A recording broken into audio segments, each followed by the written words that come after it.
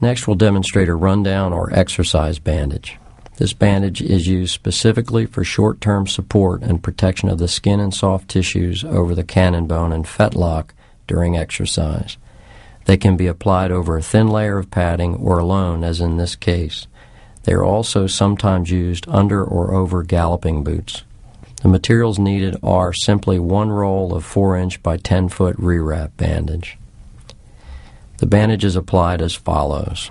Beginning in the middle of the cannon bone, wrap the bandage down toward the ankle.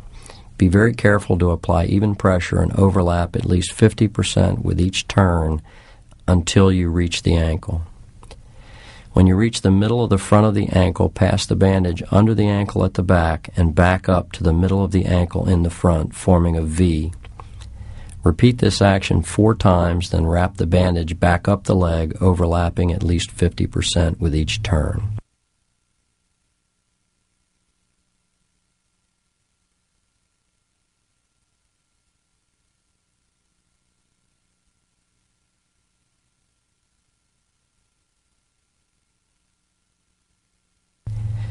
When you reach the top of the cannon bone, just below the knee or hock, fasten the Velcro securely. Note that this is a technique requiring attention to detail to be certain the bandage is secure enough not to slip, and at the same time, it must be applied evenly to prevent injury to the tendons. A feature of the ReWrap bandage especially important here is the 360-degree stretch that reduces the chances of cording your horse. Now we'll demonstrate the knee or carpal bandage.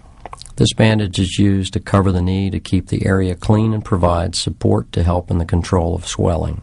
The materials needed are: this bandage is influenced greatly by personal preference as to the materials used. It can be applied with only a wound dressing and soft gauze roll, or with padding like sheet cotton or cast padding.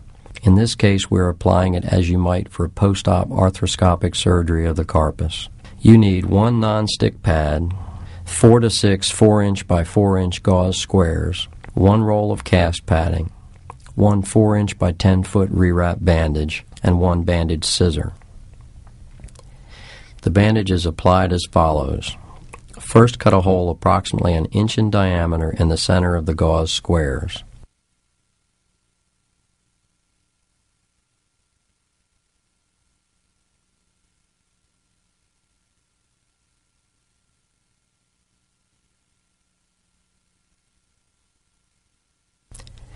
Apply medications as needed to the non-stick pad and place it over the wound if there's one present.